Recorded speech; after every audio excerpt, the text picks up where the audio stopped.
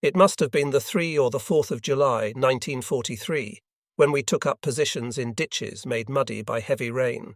Though well hidden from the enemy, our battalion endured a spell of heavy artillery fire before things quietened down. Under a sky shining with stars indifferent to the fate of men, we waited for the signal to advance.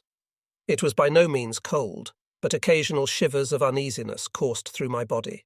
As was usual before a major engagement, an officer arrived to give encouragement and final instructions.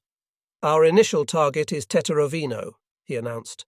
"Good luck, and remember whose name we carry on our sleeves. We fight for the Führer, for Germany." Soon afterwards, the grunts and growls of heavy engines shattered the silence of the night. Our panzers were preparing for battle. The hours passed slowly. I was getting edgy, impatient for our turn to advance. Hunger and fear, hand in clammy hand, worked together on my stomach, squeezing it into a tight knot. I was more nervous than usual, spooked perhaps by the terrible accident that had killed the fellow in the machine gun crew. At last, shortly before first light, the order came to move forward. By late afternoon of the first day, we reached a secure position close to a village.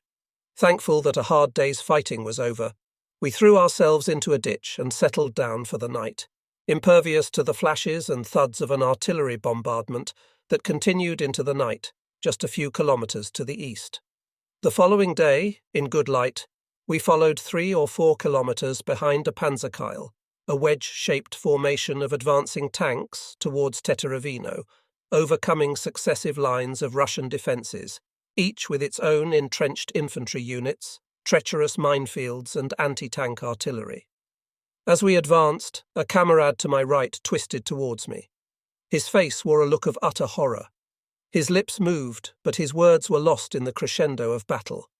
A shell, probably fired by one of our own anti-tank guns, judging from the low trajectory, had punched a hole the thickness of a man's arm clean through his chest. After staggering a few steps, he fell to the ground, just another body. A squadron of Soviet tanks appeared on the ridge of a low hill and came to a standstill.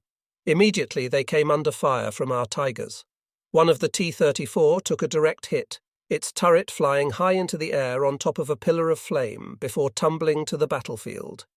Above the wrecked tank hung a perfectly circular smoke ring, a characteristic sign that the tank had exploded violently from the inside. The Soviet tanks now rushed to engage our Panzerkeil, the beginning of a feverish contest that the Russians lost. As we advanced towards the ridge under clouds of black smoke, we came across a trail of spent shell casings leading to the smouldering hulk of a Tiger tank. The sickening stench of hot steel and roasted flesh stuck at the back of my throat. The tank's turret, pockmarked with craters where Soviet tank shells had struck, had shrugged off dozens of hits, each one of which must have stretched the crew's nerves to snapping point. Near the base of the turret was a circular hole surrounded by silvery metallic globules, where the Tiger's armour had melted like candle wax. A Russian shell had finally found a weak spot. In the surrounding fields, 6 Soviet tanks burned, each ringed by scorched grass. It appeared to me that the crew of the Tiger, tormented by the swarm of T-34, had fought heroically until it took the fatal shot. With no sign of a massive internal explosion, it had probably run out of ammunition. We were a dwindling, exhausted force by the time we reached a forest close to Prokhorovka on the 11th of July, 1943. A day I was destined to remember well. It was a thoroughly unpleasant morning with lashing rain and gusting winds. Shortly before midday, 4. Company received the order to assist in the clearance of Russian defenders dug in amongst the trees. A fearsome artillery barrage hindered our progress through the dripping foliage. Desperately we searched for cover as we pushed forward, always forward, until we chanced upon a zigzag of abandoned Russian slit trenches, welcome protection from the exploding shells. By now there were only 7 men left of the initial 12 of my 2 machine gun crews. The constant boom of ear-splitting detonations left no room for words, no room for fear, no room for thoughts of past or future as we crouched in the trench. Shells screamed above our heads. A shower of stones and soil followed a dangerously close detonation that pounded the air from my lungs. Fragments of hot metal cascaded onto the wet grass where they spat and sizzled. To the side, the trunk of a tree as thick as a man took a direct hit.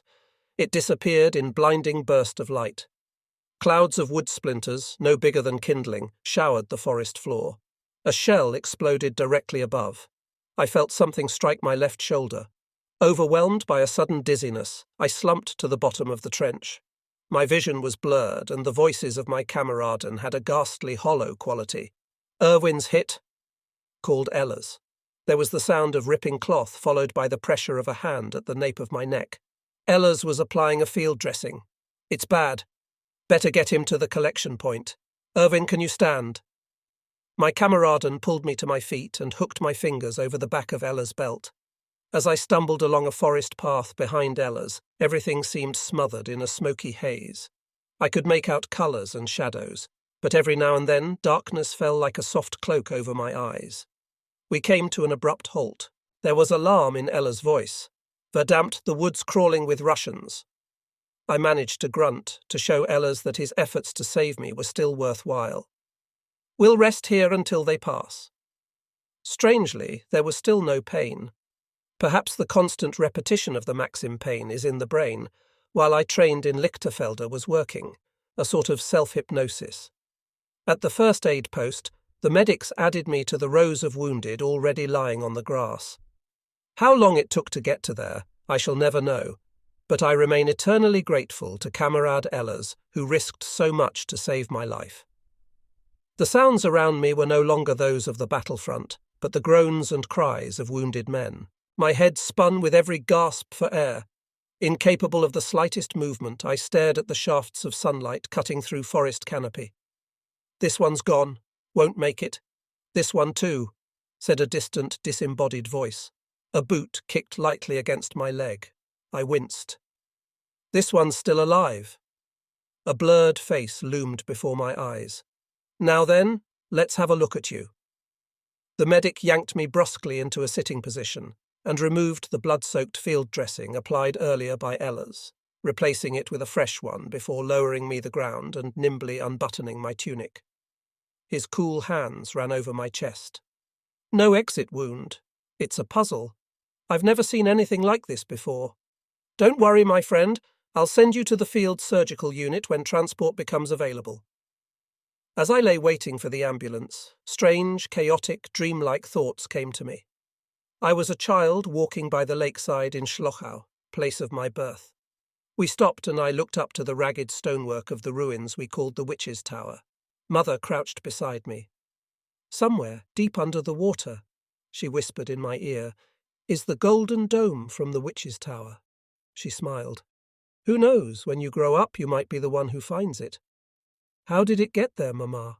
"One night, long, long ago, there was a terrible storm.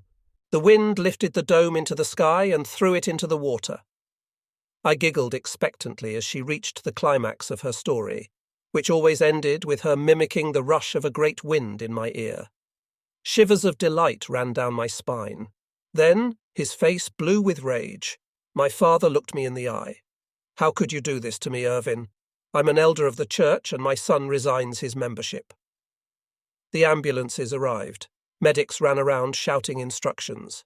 "Get the worst cases on board. Leave the others. We'll try to fit them in later." Though still in no great pain, I was conscious enough to realize what was happening and shocked to find myself loaded onto the floor of the ambulance among the seriously injured, heaps of torn flesh oozing blood that mingled on the floor of the vehicle. A medic found a space between bodies and did what he could to ease the discomfort of the wounded as the ambulance sped through the forest. Every bump in the dirt track brought a chorus of agony, yet nobody begged the driver to slow down. For those losing blood from missing limbs, every second saved was precious, no pain too great to bear.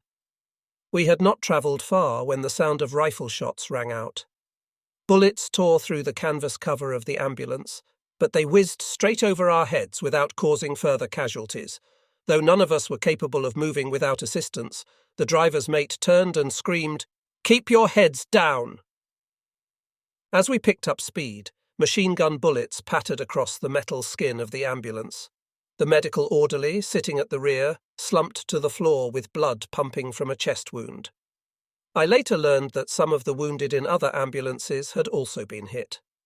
At the Hauptverbandplatz, main dressing station, we, the wounded, were lain on the straw-covered floor of a large tent to wait our turn to be examined by a surgeon. Every now and then, medical orderlies came in to ascertain who among us were still alive. With the dead promptly removed, newly arriving casualties soon filled the empty places. Darkness fell. By now, the left side of my chest was badly swollen, and every intake of breath a burning agony. Worse still, a great heaviness seemed to pull at my eyelids. It would have been easy to submit to the desire to sleep, to escape the sensation that my chest was about to burst. Fearing sleep would bring death, I fought hard to remain awake. Eventually, it must have been after several hours. The orderlies took me on a stretcher to the operation tent, where Dr. Jakob, a high-ranking officer in charge of the surgical unit, examined my wound. For those readers interested in such historical details, the Feldpost number of the Hauptverbandplatz was 19754, and my case number in the records 5794. Dr. Jakob concluded that a fragment of shrapnel had entered high on my left shoulder blade and passed into my chest. He could find no evidence of any puncture in the pleural membrane, and the absence of an exit wound, he said, indicated that the shrapnel was still inside my body. "There's not much I can do except tidy up the wound," said Dr. Jakob. "It's a bit ragged, so I'll remove the uneven tears in the skin and stitch it together to reduce the chance of infection." Before I had time to contemplate the doctor's words, an orderly placed an ether-soaked mask over my mouth and nose. "Breathe in," said the doctor. I drew in the pungent fumes as deeply as my aching chest allowed, but the anaesthetic had no effect. Now, we don't have time to waste. Breath deeper," demanded Dr. Jakob.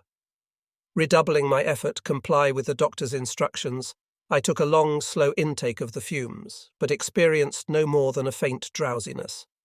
Dr. Jakob, exasperated with my failure to succumb to the ether, turned me onto my right side and said curtly, "I'll have to go ahead without anaesthetic."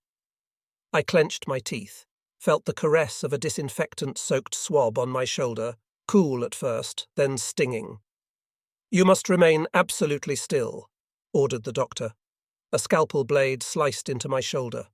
Ragged slivers of skin dropped from the doctor's forceps into a white enamelled dish close to my face.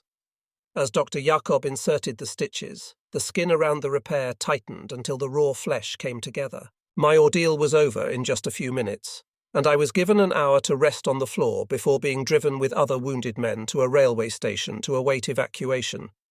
The day passed, as did the night, but still we lay patiently on the platform waiting for the promised train. A friendly medical orderly made heroic efforts to console us. His frequent reassurances that a train was on the way gave us hope that we would soon see the inside of a proper hospital. Apart from some weak soup and water, no nourishment was provided. After about 2 days, though I am not certain of this since I had lost all track of time, a goods train drew alongside the platform, and we were loaded into cattle wagons to begin our journey away from the front line.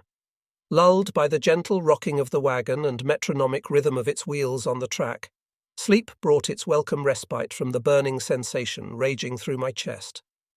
How long I travelled in that train I cannot say, but when wakened by the sound of voices, I found myself in a ward of a small hospital in Kharkov with a handful of Waffen-SS Kameraden. The wounded from various Wehrmacht units occupied adjacent wards. After several days, I began to feel much better and was able to socialise with my fellow patients. An officer wearing gold-rimmed glasses visited to pep up the morale of the wounded. He moved from bed to bed asking about wives and children. His commiserations were genuine enough, and when learning of some tragic circumstance he would grasp the complainant's hand, if he had one, or pat him on the shoulder without the slightest sign of reserve one might expect in an officer. When he arrived at my bedside, I relived the incident that brought me to the hospital. He said a few kind words and asked how my family were bearing up, and was about to move on to the next bed, when he paused for a moment to ask, "Is there anything I can do for you?" At that time I was an avid smoker, and it had been quite a while since I had enjoyed a cigarette. "A smoke would be good," I replied. The officer smiled as he reached into his tunic pocket and took out a wrapped cigar. He held it vertically in front of my eyes. "Would this do?" he asked, sliding the cigar from its wrapping. "Here, take it," he said. "I have a handy little set of cigar scissors somewhere." His hand searched a trouser pocket until it found the instrument, and with the dexterity of an expert, he snipped off the end of the cigar as I held it in my hand. "All these wounded. It must have been tough at Prokhorovka," he said sympathetically. His hand reached once more into his pocket. "We mustn't forget these," he said, rattling a blue and yellow matchbox. Attracted by the rattling matches, the matron shook her head and pointed to a notice which read, "Rochen verboten." She was not the sort one would cross, so when the officer left, I went into the corridor and leaned against the wall. I held the cigar before my eyes, admiring its form. I caressed it, ran it slowly under my nose to savour the rich aroma of fresh tobacco. Holding the cigar between my teeth, I struck a match, applied it to the tip and sipped in the cool smoke. A tender, sensual thrill filtered right down to my heels. I closed my eyes and thought of absolutely nothing. A despairing moan interrupted my moment of bliss. I tried to ignore it, but its pitiful tone demanded investigation. Irritated by the intrusion, I waved the cloud of friendly smoke away from my face and pushed from the wall with my good shoulder. Cigar in hand, I followed the sorry wailing to a side room where, propped up by pillows, a Wehrmacht lieutenant lay in bed. "Do you need a doctor?" The lieutenant, his face a ghastly grey, opened his eyes and groaned. I'm dying. "What happened to you?" I asked. "A bullet," he gasped in a weak, rasping voice through the lung. Without thinking, I found myself repeating the mantra drummed into me during training at Lichterfelde. "Pain is in the brain." I put the cigar to my lips and drew in the smoke once more, then offered him a drag, which he refused. Not wishing to provide an audience for the lieutenant's constant moaning, I made my excuse to leave. "I'd better get out of here with this cigar before the matron spots me. I'll pop in again later to see how you are." As I left, he wailed, I'm dying." When I called in later that day, he was dead. Perhaps I should not have given in to my craving for a smoke, because a few days later, I suffered a setback with the pain in my lung getting worse by the minute. A doctor diagnosed the build-up of fluid, then disappeared from the ward. Shortly afterwards, he returned with a fearsome-looking device that consisted of a long needle attached to a machine which, I presume, was designed to apply suction. "This might be a little uncomfortable," declared the doctor from behind my back. I felt the needle press hard against the skin between my ribs. Suddenly the skin gave way and the needle sank deep into my lung. The tiniest manipulation of the probe brought involuntary yelps of agony from my throat. The device made a rhythmical, light popping sound as the doctor cranked its handle. "It's no good," he eventually conceded. "I'll have to try something else." He called for a nurse to bring a syringe. I could hardly believe my eyes when the nurse returned with a syringe equipped with a needle that looked more like a 6-inch nail than a medical instrument. I bit my lip hard as the needle poked around inside my lung. There doesn't appear to be any fluid there after all," the doctor concluded as he withdrew the probe. Suddenly I was fighting for breath, gasping like a fish out of water.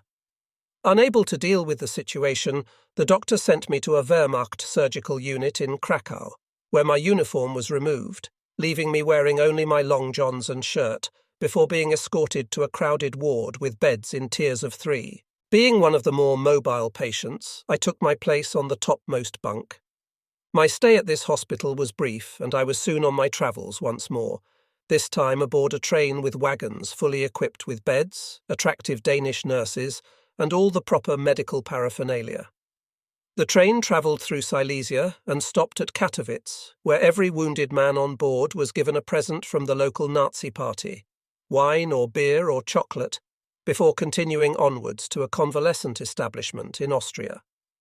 Strauss waltzes played by an orchestra on the platform greeted our arrival in Judenau, a village not far from Vienna. Locals lined the sunny streets, clapping their hands to welcome those who had sacrificed youth and limb for the protection of the Reich and European culture. Those of us who could still walk, and I was among these, though I had to parade in my underwear, filed past the appreciative onlookers. The more seriously wounded lay on flat-back carts pulled by horses lucky enough to have escaped conscription. Unfortunately, The convalescent hospital was at the other end of the town, and for some time afterwards, dreams of wandering the streets of Berlin in my underwear disturbed my sleep. "Let's get you out of these filthy clothes," said one of the two nurses dressed in rubber overalls in the porch of a monastery that now served as a hospital. Before I realized what was happening, they stripped me of my shabby underwear, my last vestige of dignity, then washed my naked body with warm, soapy water. Just as I began to relax and enjoy the experience, they wrapped me in a dressing gown and led me to a bed with sheets as white as the billowing clouds of heaven. Only those denied a clean and comfortable bed could know the absolute pleasure one feels when this privilege is restored. What a change from trying to grab some sleep in a rain-soaked trench. Because there were insufficient facilities to feed all the patients at once, meals were served according to a rota. But having teetered on the verge of starvation many times on the Ostfront, this was no great annoyance to me. After a few days in Judenau, I learned there was an SS hospital in nearby Vienna. I suggested to the duty doctor that it would be better for me if I were transferred there. "But there is a problem," I added. "I seem to have lost my uniform. I wonder if you could make inquiries about a replacement." "I'll make some telephone calls," he offered, "but no promises." A few days later, the doctor returned with a bundle of rags over his arm and a document in his hand. "This is your pass," he said, handing me the document. "You are to travel to the SS hospital as soon as possible. I managed to get you this uniform," he said, placing the bundle of rags on the edge of my bed. I looked at the tattered heap of cloth in dismay. Patches of light grey material taken from a First World War uniform covered the knees and elbows in makeshift repairs. "It's all they could find in your size," the doctor explained. I pulled on the uniform. The tunic arms were 5 centimetres too short, the trousers 10 centimetres too long. "I'll look like a scarecrow in this," I complained. Subduing a smirk, the doctor replied, "I'm sorry, but it's the best I could do. If I bump into a gendarmerie patrol, they'll arrest me as a deserter and send me to a punishment battalion." I was only half joking. The military police were always keen to justify their place away from the dangers of the front line. The doctor rubbed his tired eyes and, with a sigh of irritation, took a pad of forms from the side pocket of his white coat. I understand that might be a problem for you. I'll write a note explaining the circumstances." I still harbour the suspicion that presenting me with such a hideous garment was a deliberate act of humiliation by some Wehrmacht quartermaster who, unlike his comrades on the front line, who always said they felt safer with the Leibstandarte nearby, harboured a grudge against the Waffen-SS. The guard at the SS hospital in Vienna laughed raucously. "Wait right here and don't move. I'll be right back. By the way, where were you wounded?" "Prokhorovka," I answered. He returned a few minutes later with 2 colleagues. "Look," he exclaimed, pointing at me. "It's the scarecrow of Prokhorovka." Soon everyone in the hospital that could walk had come to laugh at the sorry sight. It is a pity no one took a photograph of me in that cobbled-together uniform that raised so many smiles amongst my SS Kameraden. I was allocated to a ward populated mainly by Leibstandarte wounded, who asked endless questions about this or that member of the Leibstandarte still at the front. For the most part, I was unable to provide any information, but at least their questions offered a means of becoming acquainted with my new companions. Before I had time to settle in properly, a doctor took me to a room equipped with an X-ray machine. As I lay on an operating table, he swung the apparatus into position and took an image of my chest. The following day he returned to the ward with the developed photographic plate, which he held up to the window. "This rontograph shows a pellet of shrapnel lodged between 2 ribs on the left side." He pointed to the image. "There it is at front of your chest," he explained. "We'll dig it out for you tomorrow morning." When I came round from the anaesthetic, I was alone in a room. I waited patiently, but when no one appeared, I decided to make my way downstairs to the ward. Soon there was a gaggle of nurses chasing after me. They scolded me mercilessly as they led me back to my bed. Shortly afterwards, the doctor who performed the operation appeared holding a pea-sized piece of bronze-coloured metal between his thumb and forefinger. "You have indeed been very fortunate," he said. "This entered at the top of your shoulder blade and travelled right through your lung. It must have passed within millimeters of your heart. My recovery progressed well, and I was presented with a brand new uniform, a proper Waffen-SS uniform that fitted perfectly. My only complaint was that it lacked the regimental cuffband carrying the words, Adolf Hitler. To break the monotony of hospital life, a group of us were driven by car to the Prater, a large area of parkland where we ate a packed lunch in the dappled shade of trees close to the riverbank. We visited the Ruprechtskirche, the city's most ancient place of Christian worship, before taking a stroll through narrow alleyways that suddenly gave way to a wide street on the other side of which stood a building of astonishing beauty. Intricate stone carvings surrounded the arched windows, resplendent Gothic spires pierced the sky and the roof, decked with tiles of gold, green and white in great zigzag patterns, dazzled the eye. Despite the magnificence of the interior of the building, it is the Fenstergöcke that I recall with pleasure. Carved into the stonework of the steps leading to the pulpit, a mason, chisel in hand, looks out from a window, an eternal greeting to visitors to St. Stephen's Cathedral. As a soldier, I had seen the towns and cities of Ukraine and Russia, but had never travelled within the German-speaking parts of Europe. To have the chance to visit Vienna was a real privilege for a young chap from Berlin. To complete my recovery, I was sent to Bad Voslau, a pretty kurort that before the war had been dedicated to pampering wealthy visitors with massages and hot mud baths. My quarters were in an elegant old hotel, commandeered by the Wehrmacht for the recuperation of wounded soldiers. It stood close to the entrance to the thermal baths, just a stone's throw away. A first-floor room with a veranda behind a wrought-iron balustrade, freshly painted in white, offered a fine view onto the surrounding mountains. Once more, I was the only Waffen-SS man present. I spent the daylight hours exploring the surrounding Viennese countryside. A narrow track through a forest took me to an ivy-clad archway, the entrance to Burg Merkenstein, a fortress reduced to ruins by the Turks centuries beforehand. Close by were two beautiful villages, Gainfarn and Grossau, with dainty buildings and picturesque churches. For hours I lay in the sunshine in the Schloss Park close to the hotel, watching the birds fly in and out of the foliage of an ancient plane tree or hunt for insects in square of grass. In this idyllic spot, it was difficult to believe that bloody conflict still raged on the Ostfront. The doctor in charge of the hospital, a high-ranking Oberstarzt, came to me shortly after breakfast one day and handed over my release papers, a travel pass, and a letter carrying the frank of the Leibstandarte headquarters at Lichterfelde. As I read the letter, an irrepressible smile came to my lips.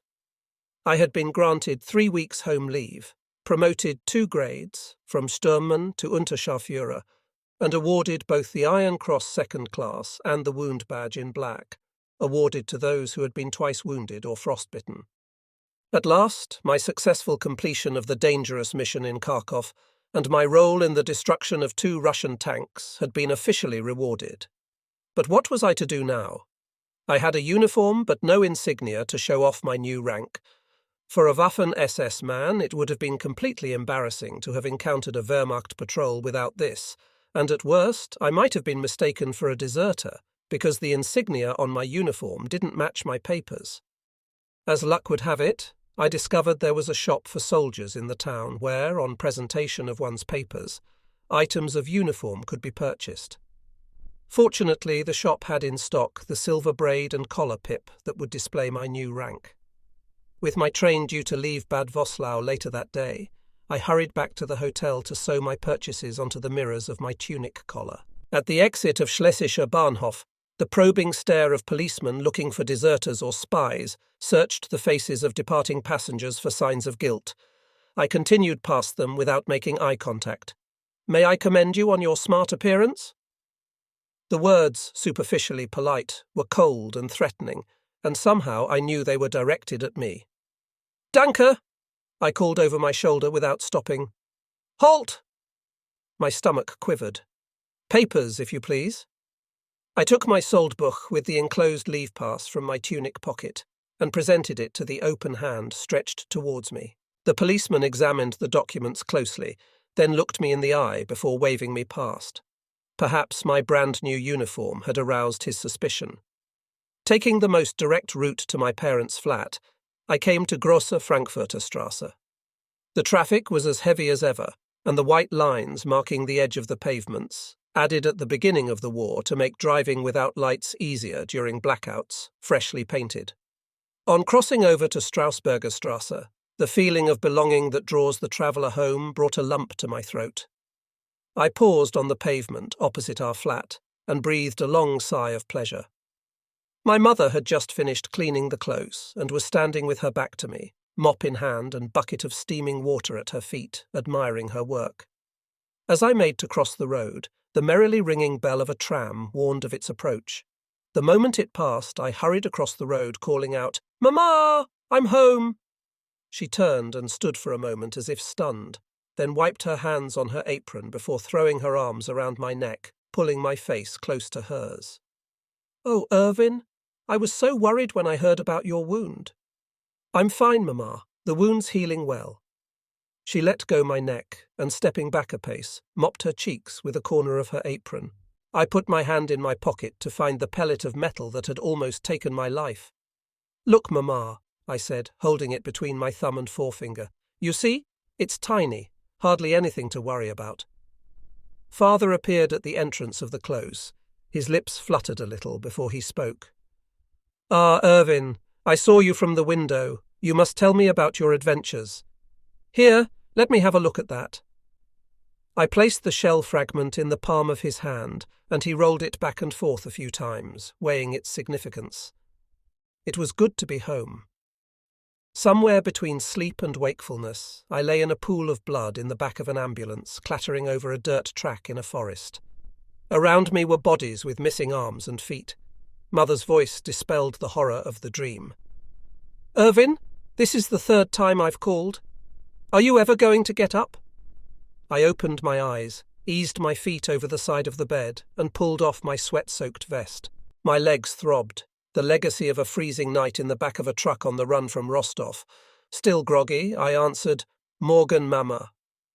The first day of my leave was already half gone. It was a hot day, too hot to spend in the sweltering company of the ovens of the Glaser bakery. News of Fritz could wait. Instead, I made my way to Friedrichshain, where the Flakturm, a concrete parody of a medieval castle, loomed far above the park's tallest chestnut trees. On top, the barrels of 88mm anti-aircraft guns pointed skywards. It was the first time I had seen this structure. Its ominous presence sent a shudder of disquiet across my shoulders. Keeping to a path running parallel to Friedenstrasse, I came to the cascading pools of the Märchenbrunnen, the fairy tale fountains. Surrounding the pools, on a low wall, were sculptures of characters from Grimm's fairy stories. As a child, I loved to sit here with my father on the stone benches overlooking the fountains, while he repeated the stories of Jacob and Wilhelm Grimm until I knew them by heart. Now, as I stared into the gushing waters, my childhood seemed impossibly remote, as if it too had been nothing more than a fairy tale. I took a deep breath and turned for Lichtenberger Strasse to visit the Horst Wessel Sturmlockel with the intention of enjoying a quiet drink. As I sipped my beer, I mentioned the Flakturm in conversation with the chap in charge, an Unteroffizier from the Luftwaffe, which prompted him to lead me on a guided tour of the cellars, where piles of blankets and other supplies were stored against the walls. This speaks for itself. Emergency bedding and Dixie cans for use in the bomb shelters. A lesson from Hamburg. You don't need to be a genius to work out who's next in line. Images of burning buildings flitted through my mind. Of course, as a soldier, burning buildings were nothing new to me, but these ones were German.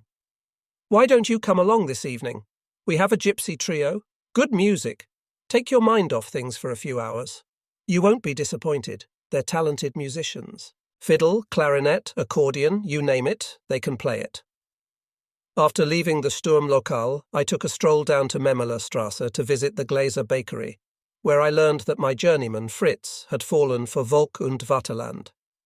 At the end of my 3 weeks' sick leave, I reported for duty at the Lichterfelder barracks, where an Obersturmführer, sitting at a large polished desk, questioned me about my experiences on the Ostfront. As I was about to leave his office, I asked the Obersturmführer if he knew what had happened to my battalion. The Obersturmführer's face took on a thin-lipped, serious look. He placed his pen on the desk, and elbows resting on the shiny surface, said, "I cannot give you exact details, of course, but I can tell you they are in northern Italy. As you know, the Italians have deserted us. Your Kameraden are assisting with the disarmament of the Italian army and keeping order in the towns and countryside. The cowardly ways of the Italians will be no great loss to us. Let the Americans see what they can do with these traitors. However, as far as you are concerned, Unterscharführer Bartmann, I have to tell you that we have no specific role for you at this moment. In the meantime, you will remain here at Lichterfelde, but of course this situation may change suddenly. Now, is there anything further you wish to ask? Being a Berliner, I took full advantage of this situation. My parents live in the Friedrichshain district, I said, forgetting for a moment that it was now called Horstwessel. It would please them if I was allowed to stay with them. To my surprise, the Obersturmführer showed no sign of resistance to my request. On two conditions: you must report here in person twice a week and at all times be prepared to return to the barracks at a moment's notice. As I made my way to the Straßenbahn stop near the gates of the barracks, I was already pining to join my Kameraden in the Italian sunshine. On my next visit to Lichterfelde, I made a request to return to my unit. The conditions for remaining with my parents were soon relaxed, with my personal appearance required only once a week, providing I kept in contact by telephone. Each time I reported to the barracks in person, I received food rations to last until my next visit. This was a great relief to my parents, who must have found it something of a trial during my 3 weeks at home, when they had to share their meagre rations with me. On the evening of the 22nd of November 1943, I was at home with my parents when we received the happy news that my brother's wife had given birth to a baby girl, Angelica. I was an uncle. Within hours of receiving this news, the city's air raid sirens drew a resigned breath before wailing their weary warning across the city, a cruel antidote to my brief period of delight. It was the second massive air raid within a week. The systematic destruction of Berlin had begun. My parents took shelter in the basement, while against my mother's protests, I watched the battle unfold from an open skylight in the attic of our block of flats. The British were targeting the central parts of the city, so there was little to fear in here, in Strausberger Strasse. The drone of heavy bombers grew louder, like a drum roll before an execution. Searchlight beams probed the darkness, crisscrossing in their hunt for the intruders. Then the Christmas lights appeared. Hundreds of coloured flares dropped from British Pathfinder aircraft that spread out as they fell on parachutes, a prelude to a night of bombing designed to strip the city of civilians and their homes. Wave after wave of bombers passed over central Berlin. To the west of Alexanderplatz, high explosive bombs exploded in a continuous thunder that rolled over the night sky. Then the incendiaries fell, and Berlin caught fire. Clouds of smoke, lit blood-red from below, hung over the city. It was already mid-afternoon when I took the Straßenbahn to Alexanderplatz. I continued on foot past the stock exchange, heading west to get a closer look at the previous night's damage. Beyond the Tiergarten, smoke still billowed from stricken buildings. Ambulances dodged the rubble strewn across the roads. Crews of workers on mobile gantries repaired the overhead electrical lines serving the Straßenbahn. Civilians with shovels, their backs bent by work and dismay, cleared the tracks. Between the debris on the pavements, tables, chairs, and other items of rescued furniture were stacked. Clumps of dishevelled women and children, refugees in their own city, pushed prams filled with household treasures along streets lined, not by flats and shops, but by labyrinths of crumbling buildings. A few cast disparaging glances in my direction, the first occasion on which I detected civilian resentment towards the Waffen-SS. On Oranienburger Strasse, Wehrmacht personnel toiled among the ruins of the Neue Synagogue. Remnants of its dome lay scattered on the pavement, the original golden colour showing through the scratched grey camouflage paint. I stopped to speak to a Wehrmacht Feldwebel, directing passers-by around the rubble on the pavement, to ask if he knew any details about the severity of the attack. The worst so far, by far. said the Feld. 2,000 dead, a battlefield. Never seen such injuries, even on the Ostfront. Women and children mostly. Zoo took it hard. All the elephants killed. It's a shame. When I was a kid, I loved it when we visited the zoo and Potsdamer Bahnhof. No trains in or out. It's a pity about the synagogue. It was a beautiful building, I ventured. What are you talking about? Corrected the Feld. It's been an army store for about 3 years. I had often walked past this building as an apprentice baker on my way home from twice-weekly classes at the Trade College in Friedrichstrasse. The last time I passed it, in the spring of 1940, it was still a centre for Jewish prayer. Though it was a listed building, its demise, unlike the destruction of the Kaiser Wilhelm Memorial Church and the Charlottenburg Palace, escaped comment in the radio report that followed later in the day. My father was sitting in his armchair behind a copy of the Völkischer Beobachter when I arrived home, a hard-faced silence his only welcome. On an occasional table by his chair was the church's copy of notification of my release from membership. I had overlooked the possibility that as an elder, the church authorities would inform my father of my decision to resign from the congregation. The Völkischer Beobachter snapped shut. Father picked up the letter and screwed it into a ball. He tossed it in my direction. How could you embarrass me like this? There was no point in mentioning the small saving I would make by not having to pay the church tax, the Kirchensteuer, or assuring him that I still believed in a supreme being, even if I felt disinclined to follow the teachings of a particular church. To give my father's anger time to cool, I took a walk to the Sturmlokal in Lichtenberger Strasse, where I was now a frequent visitor. I had become friendly with the Luftwaffe Unteroffizier in charge of the establishment, and we often spent time sitting opposite each other at a table to discuss the deteriorating war situation over a few beers. This time was a little different. The Russians are at the Dnieper. Where did we go wrong, Irvin?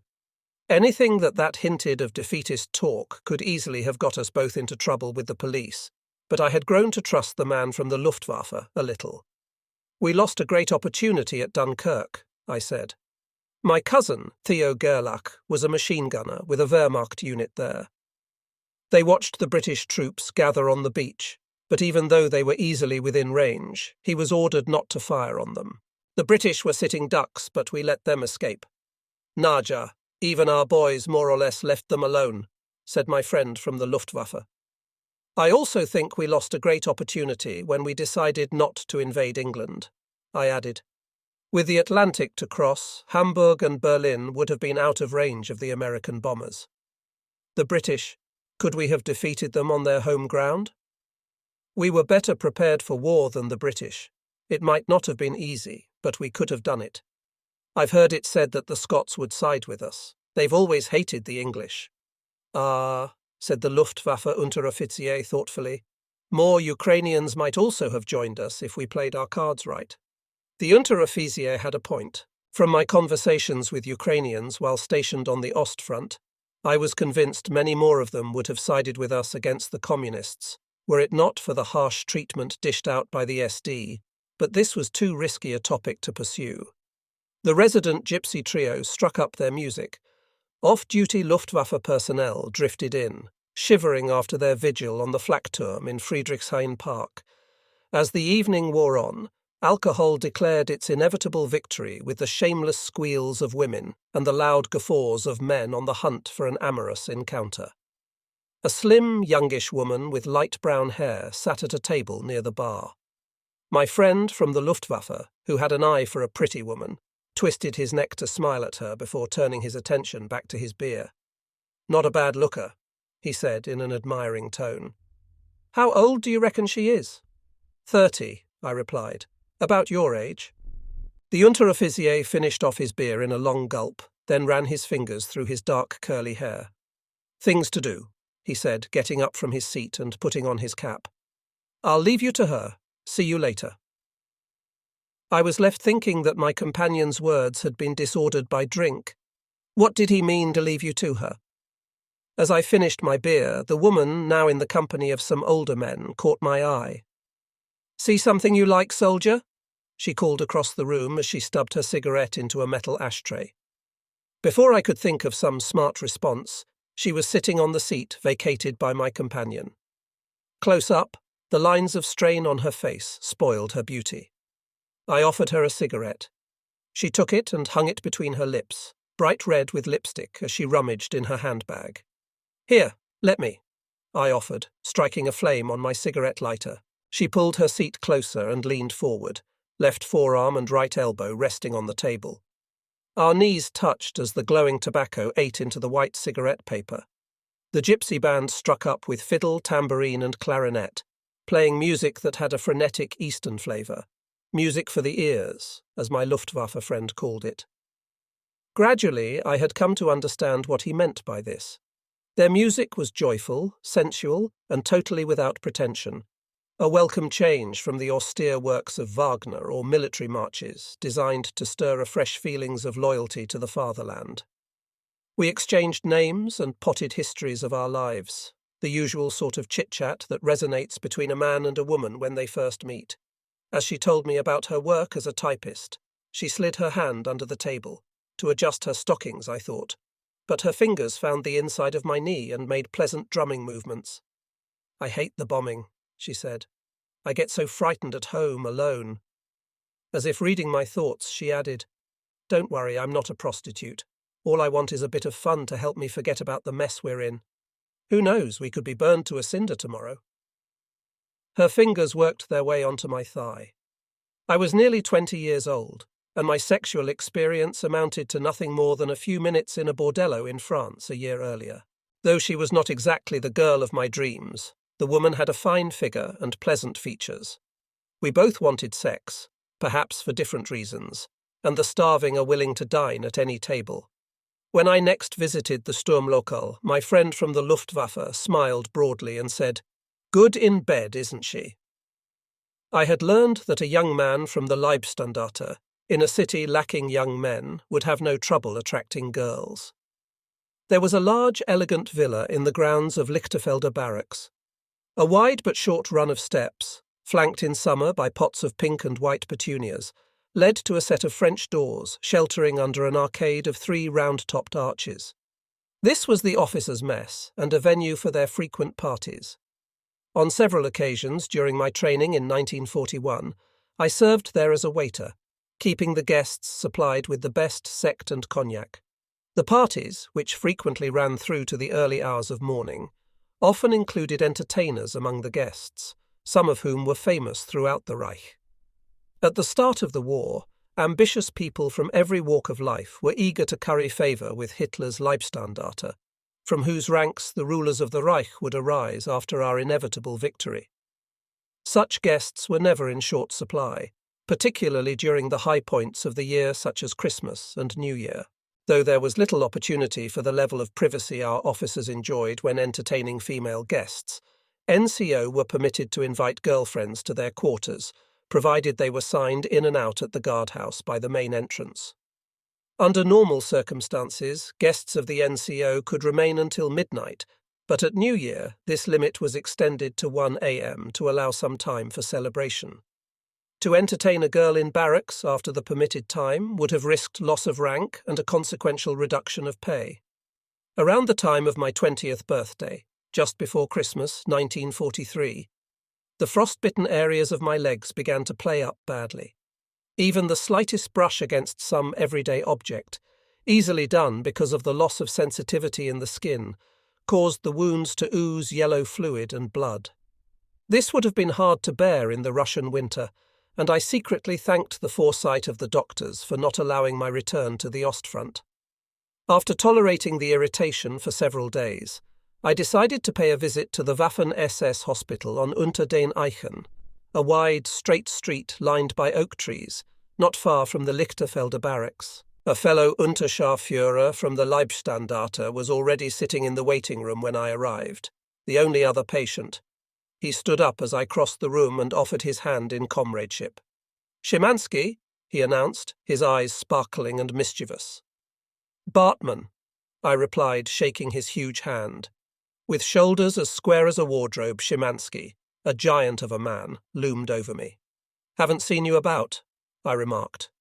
On reflection, my quip was rather silly, since such a tall man would have been conspicuous even in a regiment that selected only tall men.